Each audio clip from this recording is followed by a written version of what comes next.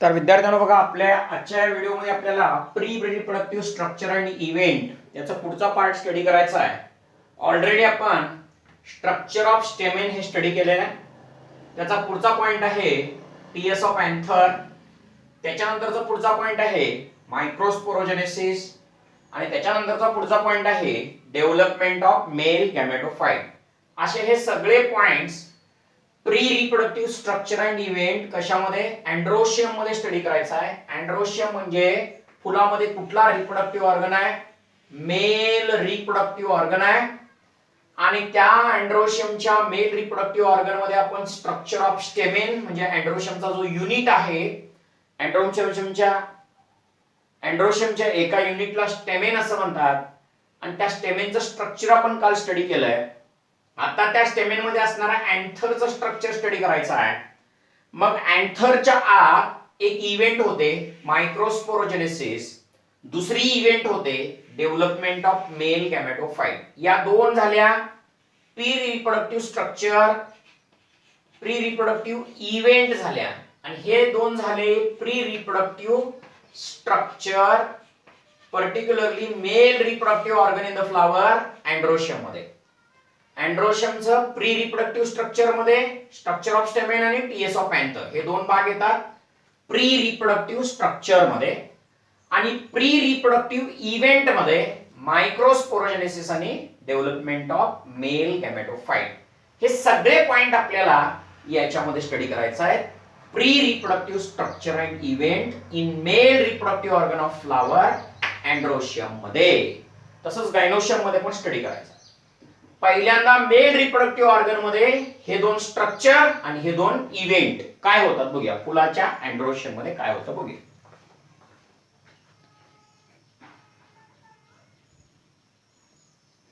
असा आपण स्टेमेनचा structure study केला आणि त्या स्टेमेनच्या स्ट्रक्चर मध्ये हे दोन अँथरचे लोब आणि हा जो आहे तो फिलामेंट, हा जो आहे त्याला अँथर असं म्हणतात. अँथर हा कसा आहे, डायथिकस. त्यात किती लोब्स आहेत, दोन लोब्स आहेत, 2 लोब्स आहेत. आणि अँथर पासून लांब येणारा भाग म्हणजे फिलामेंट. मग आत्ताच्या व्हिडिओ मध्ये आपल्याला काय स्टडी करायचं आहे, second point pre reproductive structure event मध्ये स्ट्रक्चर मध्ये प्री रिप्रोडक्टिव्ह स्ट्रक्चर मध्ये टीएस ऑफ अँथर म्हणजे हा जो अँथर आहे याचा ट्रान्सफर सेक्शन घ्यायचा आहे. आणि ट्रान्सफर सेक्शन घेतल्यावर अशी ही डायग्राम दिसते. ह्या अँथरचा टीएस घेतल्यावर अशी ही डायग्राम दिसते. बघूया त्यात काय काय पार्ट येतात टीएस ऑफ अँथर मध्ये.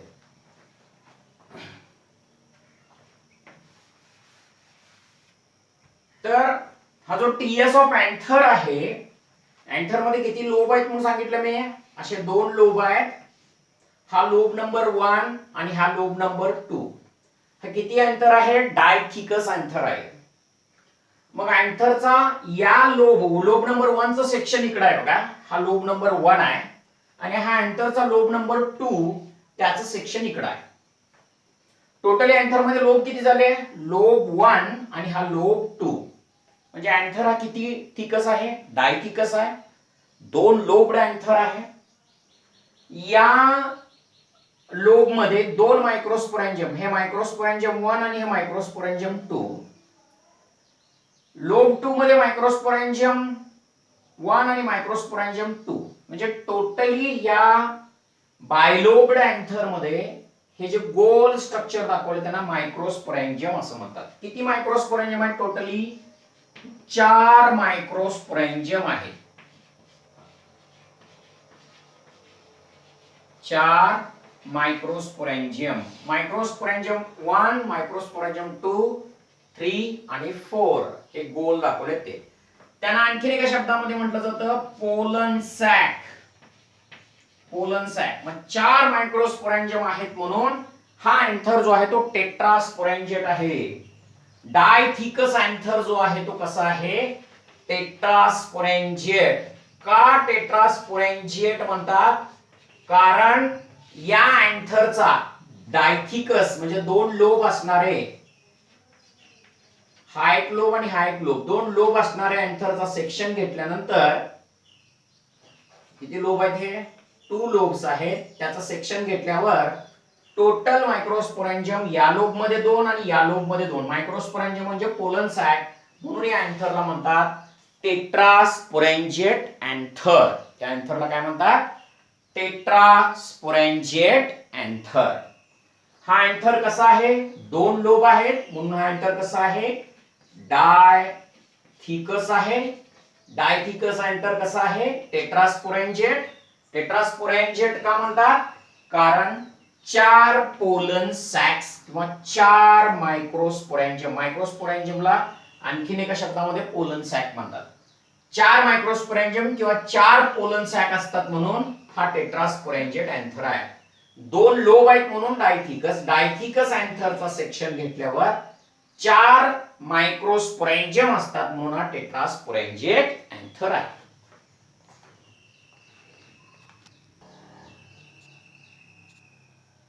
डायथिकस अँथरचा सेक्शन घेतल्यावर या डायथिकस अँथर मध्ये 4 मायक्रोस्पोरॅन्जियम असतात. 1 2 3 4. मायक्रोस्पोरॅन्जियम म्हणजे पोलन सॅक, म्हणून याला म्हणतात टेट्रास्पोरॅन्जिएट अँथर. डायथिकसचा अँथरचा सेक्शन घेतल्यावर त्याच्यात 4 मायक्रोस्पोरॅन्जियम असतात. 1 2 3 4 मायक्रोस्पोरॅन्जियम असतात, म्हणून हा टेट्रास्पोरॅन्जिएट अँथर.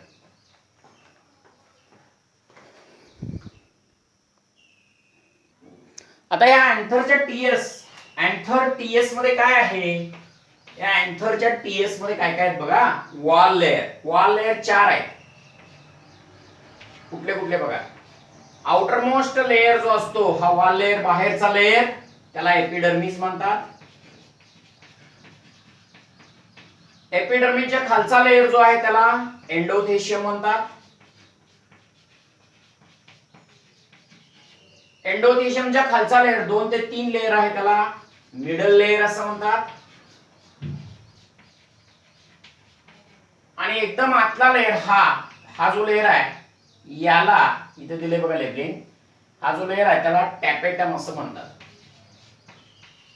म्हणजे अँथरच्या हे जे गोल मायक्रोस्पोरॅन्जियम आहे त्याच्यावरती 4 वॉल लेयर आहेत. टोटल मायक्रोस्पोरॅन्जियम किती आहेत? डायथिकस अँथर मध्ये 4 आहेत. चारीच्या चारी मायक्रोस्पोरॅन्जियमच्या वरती वॉल लेयर बघा.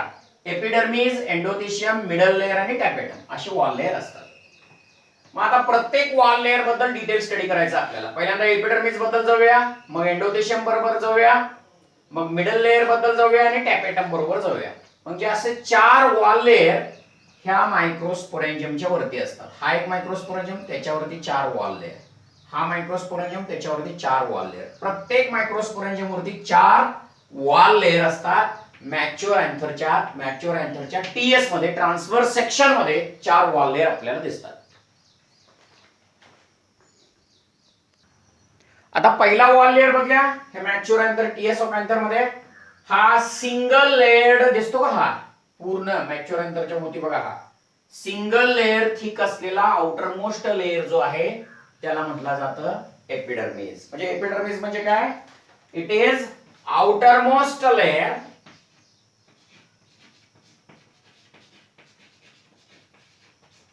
हा कसा लेयर आहे? Outer most layer of anther.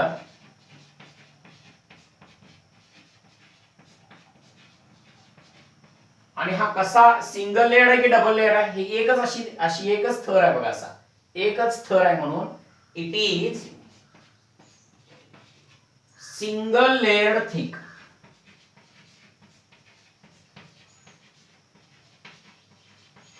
एक लेयर थिक आहे. आता ह्या एपिडर्मिसचं काम काय आहे बघा रे? आतल्या भागांना संरक्षण द्यायचं. याचं काम आहे protection to inner part. Inner पार्टला प्रोटेक्शन करायचं काम एपिडर्मिसचं आहे. टीएस ऑफ अँथर मध्ये आउटर मोस्ट वॉल लेयर जे आहे त्याला म्हटलं जातं एपिडर्मिस. एपिडर्मिस एकच लेयर थिक आहे, सिंगल लेयर थिक आहे. याचं काम आहे आतल्या भागांना एपिडर्मिसचं प्रोटेक्शन द्यायचं काम. आणि एपिडर्मिस मध्ये क्रोमोझोम नंबर 2n असतात. डिप्लॉइड असतं म्हणजे एपिडर्मिस 2n असतं. डिप्लॉइड क्रोमोझोम नंबर असतात, लक्षात ठेवायचं.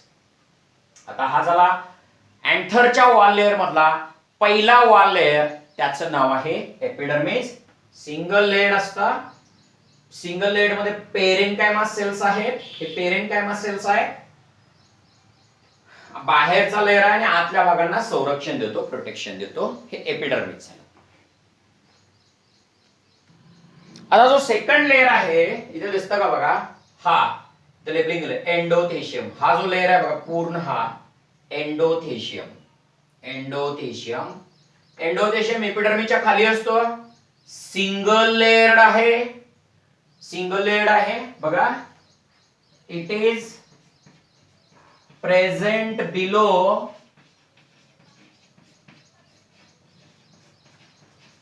एपिडर्मिस. कशाच्या खाली असतो? एपिडर्मिसच्या खाली असतो. It is a single layered,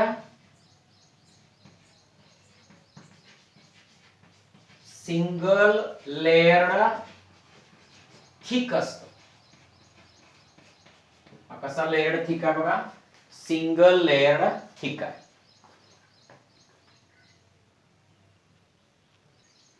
आता बघा एपिडर्मिसच्या खाली एंडोथेशियम आहे, सिंगल लेयर्ड आहे.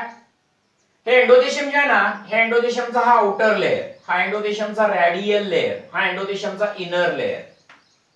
प्रत्येक सेलचं बघा, एंडोथेशियमचा हा रॅडियल वॉल, हा एंडोथेशियमचा इनर वॉल, हा एंडोथेशियमचा आउटर वॉल. आता अँथर जसं मॅच्युरेशन होईल, ड्युरिंग मॅच्युरेशन ऑफ अँथर, या वॉल लेयर मध्ये म्हणजे आउटर वॉल लेयर एंडोथेशियमचा, इनर वॉल लेयर आणि रॅडियल वॉल लेयर मध्ये डिफरंट चेंजेस होतात. During maturation of anther, anther जसं मॅच्युअर होईल तसं एंडोथेशियमचा हा रॅडियल वॉल, हा इनर वॉल आणि हा आउटर वॉल, प्रत्येक सेलचा हा इनर वॉल, हा रॅडियल वॉल आणि आउटर वॉल, त्यात बदल होतात, चेंजेस होतात. काय बदल होतात? जसा अँथर मॅच्युअर होईल तसं इनर वॉल जो आहे एंडोथेशियमच्या प्रत्येक सेलचा हा थिक होतो. इनर वॉल थिक होतो, रॅडियल वॉल थिक होतो आणि आउटर वॉल जो असतो प्रत्येक सेलचा थिन असतो. म्हणजे एंडोथेशियमचं जसं मॅच्युरेशन होईल तसं एंडोथेशियमचा हा सेल 1 आहे, हा सेल 2 आहे, हा सेल 3 आहे, सेल 4 आहे. या सेलच्या आतला लेयर हा थिक होतो, रॅडियल वॉल हा थिक होतो आणि बाहेरचा लेयर हा बघा, हा प्रत्येक सेलचा बाहेरचा लेयर हा थिन असतो. म्हणजे काय बदल होतात बघा, आउटर वॉल थिन, बाहेरचा वॉल एंडोथेशियमच्या प्रत्येक सेलचा, हा एंडोथेशियम 1 2 3, प्रत्येक सेलचा बाहेरचा wall thin, inner and radial wall thick. हे इनर आणि हे रॅडियल वॉल प्रत्येक सेलचा, हा सेल, हा सेल, हा सेल, प्रत्येक सेलचा रॅडियल वॉल आणि इनर वॉल हा थिक होतो. का थिक होतो आतला वॉल? अल्फा सेल्युलोज नावाचं केमिकल डिपॉझिशन होतं इनर वॉलला. अल्फा सेल्युलोज, इनर वॉलला काय डिपॉझिट होतं? Alpha cellulose. रॅडियल वॉलला कॅलोज थिकनिंग असतं. हा रॅडियल वॉल, रॅडियल वॉलला कॅलोज असतं, इनर वॉलला अल्फा सेल्युलोज असतं.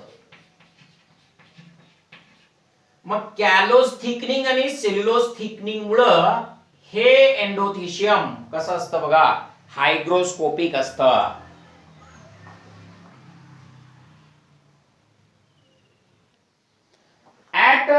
हे बघा, at some places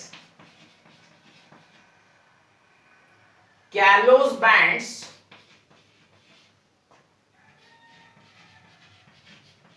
and fibrous thickenings are absent.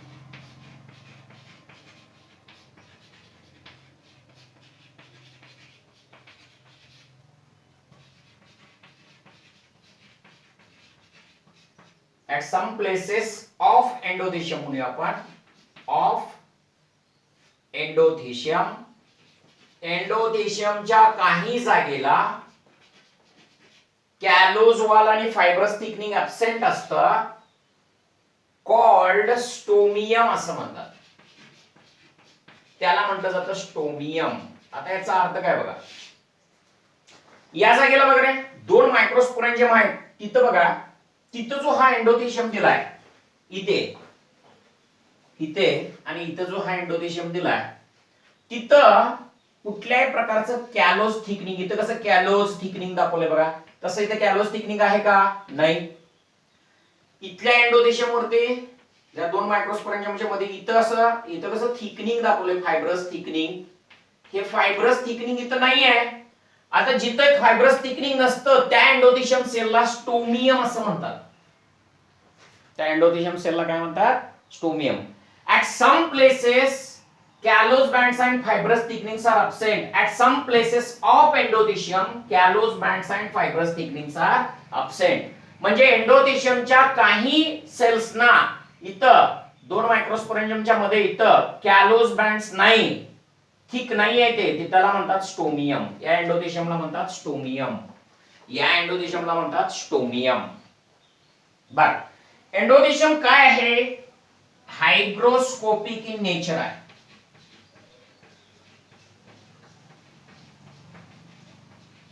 Endothecium हा hygroscopic in nature due to deposition of hygroscopic nature काय आहे एंडोथेशियम? फायब्रस थिकनिंगचं डिपॉजिशन एंडोथेशियम वरती आहे, कॅलोज बँड्सचं डिपॉजिशन एंडोथेशियम वरती आहे, म्हणून तो एंडोथेशियम हायग्रोस्कोपिक इन नेचर आहे.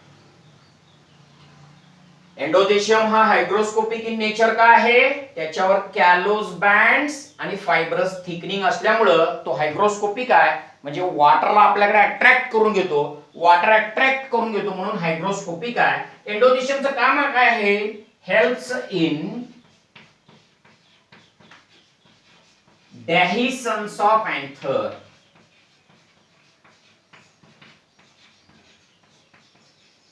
एंडोथेशियमचं काम आहे helps in dehiscence of anther. आता तुम्ही म्हणाल डेहिसन्स म्हणजे काय? हा एंथर पूर्ण मॅच्युअर झाला आणि आत पोलन बनले म्हणून समजा. त्या एंथरच्या आत पोलन बनले, पोलन बनल्यावर हा एंथर फुटतो, एंथर फुटून पोलन बाहेर जाणे म्हणजे डेहिसन्स ऑफ एंथर.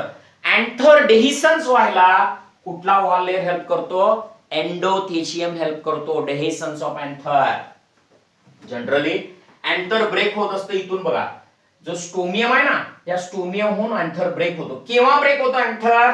लक्षात घ्यायचं, या एंथरच्या आत काय बनल्यानंतर एंथर ब्रेक होतो? पोलन बनल्यावर.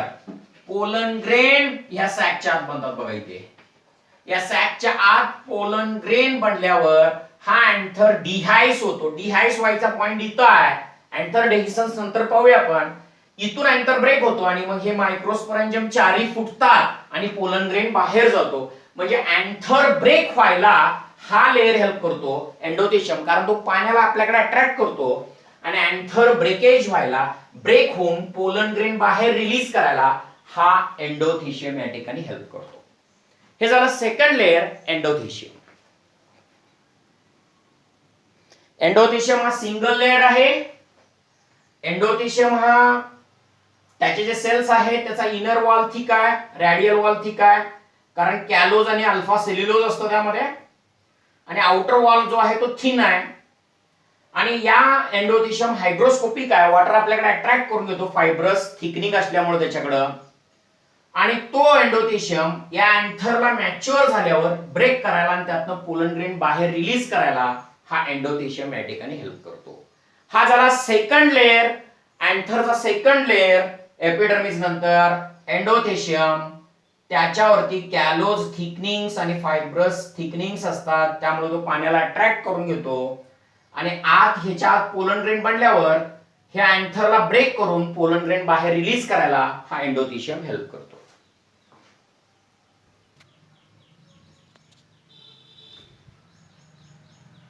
आता तिसरा जो लेयर आहे त्याला मिडल लेयर म्हणतात. हा जो भाग आहे ना, याला मिडल लेयर असं म्हटलं जातं. मिडल लेयर, हा मिडल लेयर आहे, हा मिडल लेयर आहे. मिडल लेयर किती बघा, consist of, middle layer consist of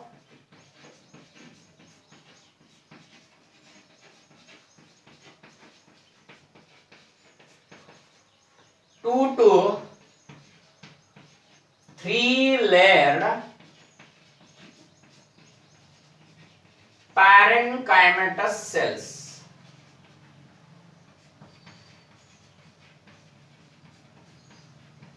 2 to 3 layered parenchymatous cells. हा जो आहे रो हा मिडल लेयर आहे बघा, हा मिडल लेयर आहे. 2 ते 3 लेयर्ड parenchymatous cell आहे, 2 ते 3 लेयर्ड parenchymatous cell आहे मिडल लेयर. आणि middle layer ephemeral in structure असतं. Middle layer ephemeral in structure.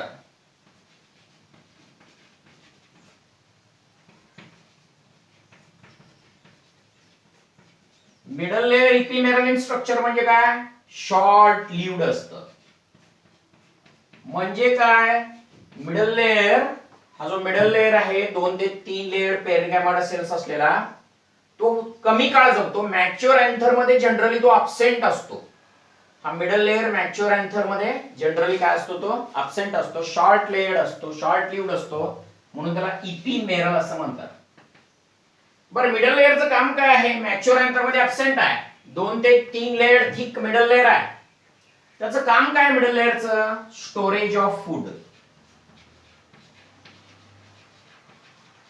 Storage of food, food storage करायचं काम मिडल लेयर करतो. आणखीन एक महत्वाचं काम आहे या मिडल लेयरचं. अँथर मॅच्युअर झाल्यावर अँथर डिहायस व्हायला, ब्रेक करायला मिडल लेयरचा पण रोल असतो. मिडल लेयर मध्ये किती लेयर थिक आहे? 1 2 लेयर थिक आहे. काही वेळा 3 लेयर असतं. 2 to 3 लेयर थिक म्हणजे मिडल लेयर आला. त्यात कुठले सेल्स आहेत? पेरेन्कायमा सेल्स आहेत. पेरेन्कायमा सेल्स आहेत हे मिडल लेयर. आणि ते काम काय करतं? फूड स्टोरेजचं काम करतं. ओके.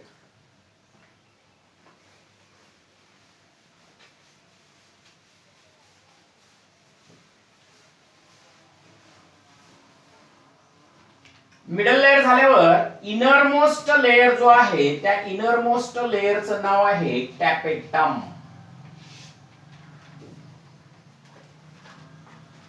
टॅपेटम हा काय आहे बघा, इथं मी दिले बघा लेबलिंग. हा इथं जे दिसतात बघा सेल्स, हे टॅपेटमचे आहेत. हे टॅपेटम आहे, हे आतले लेयर टॅपेटम, हे टॅपेटम, टॅपेटम, टॅपेटम. टॅपेटम कसा लेयर आहे रे? टॅपेटम हा इनरमोस्ट लेयर आहे. Tapetum is innermost layer of anther.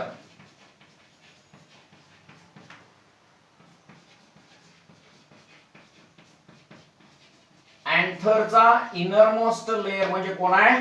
Tapetum आहे. आता हा जो टॅपेटम आहे तो डिप्लॉयड आहे. इट इज डिप्लॉयड म्हणजे त्यात क्रोमोझोम नंबर किती असतात टॅपेटम मध्ये? 2n असतात. डिप्लॉयड, टॅपेटम डिप्लॉयड असतं. But polyploid and multinucleated. ते नंतर काय होतं? Polyploid and multinucleated.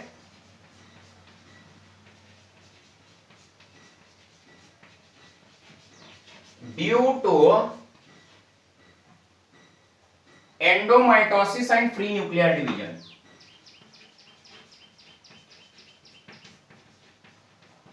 Endomitosis and free nuclear division.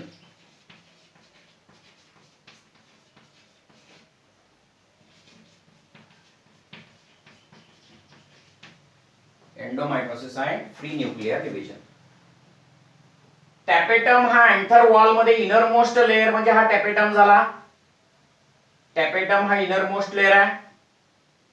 या टॅपेटमचं काम, ह्या टॅपेटम कसा असतो? सुरुवातीला डिप्लॉयड असतो. मी इथं सांगतो बघा, हा टॅपेटम इनरमोस्ट लेयर आहे. सुरुवातीला त्यात क्रोमोझोम नंबर कसे आहेत? 2n आहेत, डिप्लॉयड आहेत. नंतर कसं होतं? ते पॉलीप्लॉयड होतं, म्हणजे ह्या न्यूक्लियसचं एंडोमायटोसिस होऊन फ्री न्यूक्लियर डिव्हिजन होते. एकाचे मेनी न्यूक्लियस होतात आत. फ्री न्यूक्लियर डिव्हिजन होतं म्हणजे आत एंडोमायटोसिस होते आणि एकाचे मेनी न्यूक्लियस होतात आणि प्रत्येक न्यूक्लियस 2n असतो. सर प्रत्येक न्यूक्लियस 2n, हा 2n, यातला प्रत्येक न्यूक्लियस 2n असतो. असा 2n, every nucleus is 2n. म्हणजे आज फक्त न्यूक्लियर डिव्हिजन झाली एंडोमायटोसिस ना, आणि प्रत्येक न्यूक्लियस 2n आहे, म्हणजे हे टॅपेटम सेल्स नंतर कसे होतात, पॉलिप्लॉइड होतात.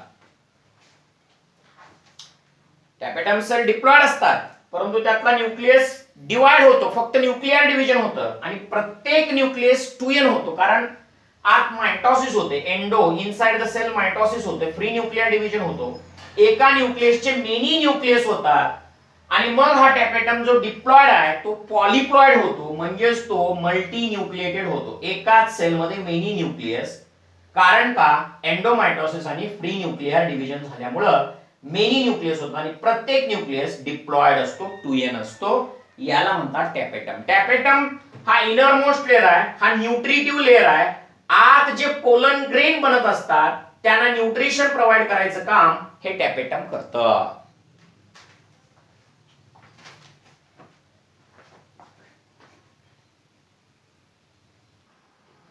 टॅपेटमचं काम काय आहे, provides,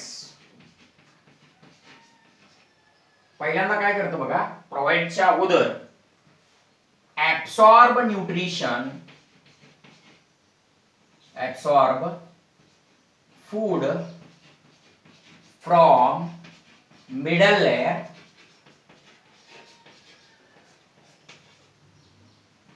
absorb food from middle layer and provide nutrition to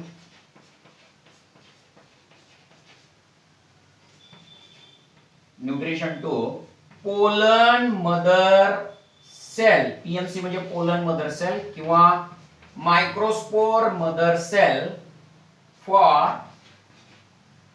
pollen production.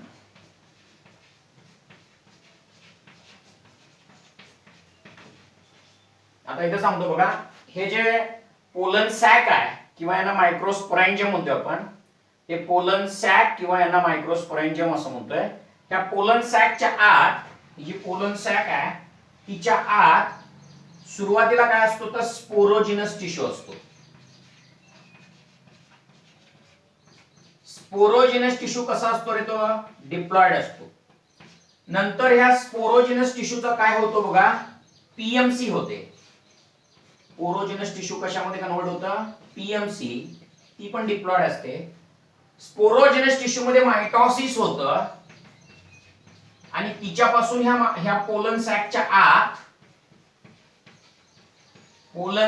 आत स्पोरोजिनस टिश्यू पासून पोलन मदर सेल बनते, आणि ह्या पोलन मदर सेलला हा जो टॅपेटम आहे ना, हा टॅपेटम त्याला न्यूट्रिशन देतो.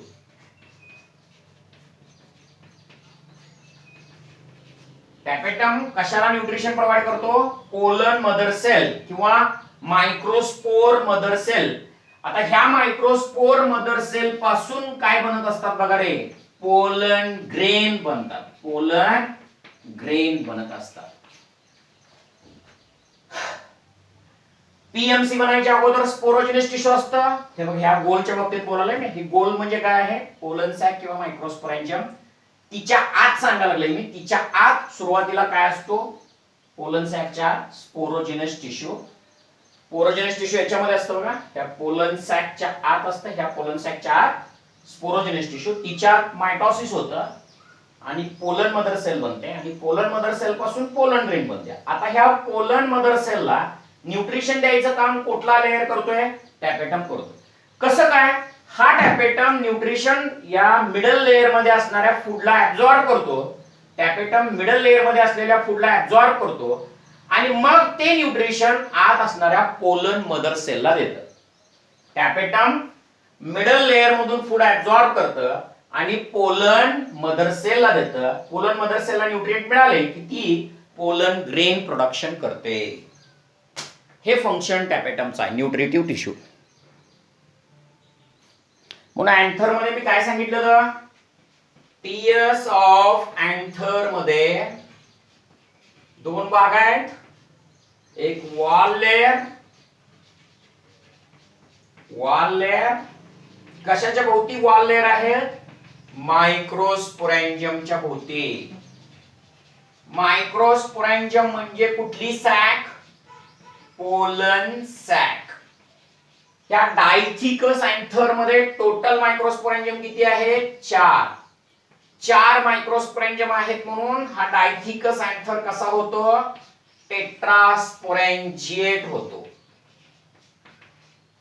हा जो डायथिकस अँथर आहे, या डायथिकस अँथर मध्ये मायक्रोस्पोरॅन्जियम म्हणजे पोलन सॅक 1 2 3 4 4 पोलन सॅक आहेत, म्हणून हा अँथर जो आहे तो डायथिकस अँथर टेट्रास्पोरॅन्जिएट आहे. आपण टीएस कशाचं घेतलेला आहे?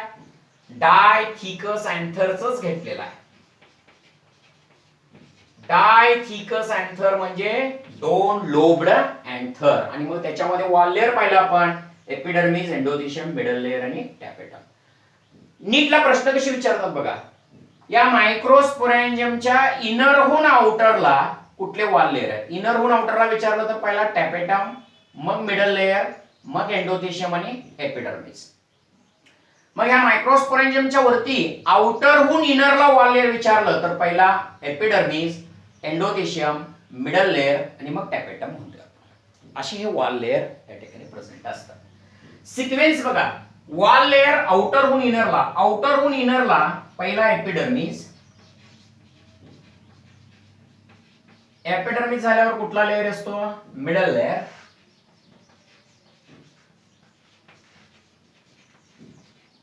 मिडल लेयर झाल्यावर कुठला लेयर असतं?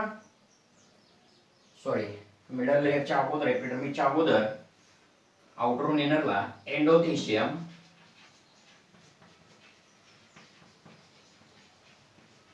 मग मिडल लेयर आणि इनर मोस्ट लेयर कुठला? टॅपेटम. सिक्वेन्स विचारला जातो परीक्षेमध्ये. करेक्ट सिक्वेन्स आयडेंटिफाय करा म्हणतात. आउटरहून इनर वॉल लेयर अँथरचे कसे असतात? पहिला एपिडर्मिस, मग एंडोथेलियम, मग मिडल लेयर आणि टॅपेटम. आउटरहून इनर. आणि मायक्रोस्पोरॅन्जियमच्या इनरहून आउटरला जायचं तर पहिला टॅपेटम, मग मिडल लेयर, मग एंडोथेलियम आणि मग एपिडर्मिस. हे झालं सिक्वेन्सनं प्रश्न विचारतात तशी. प्रश्न अशी पण विचारतात की डायथिकस अँथर मध्ये टोटल मायक्रोस्पोरॅन्जियम किती आहेत? 4 आहेत, म्हणून टेट्रास्पोरॅन्जिएट आहे. ओके. प्रश्न अशी पण विचारतात, प्लॉइडी विचारतात. प्लॉइडी एपिडर्मिस कसा आहे? हे बघा, एपिडर्मिस जे आहे ते 2n आहे, म्हणजे डिप्लॉइड आहे. एंडोथेलियम कसा आहे? एंडोथेलियम पण 2n आहे, म्हणजे कसा आहे तो? डिप्लॉइड आहे. मिडल लेयर कसा आहे? मिडल लेयर हा देखील कसा आहे? 2n आहे.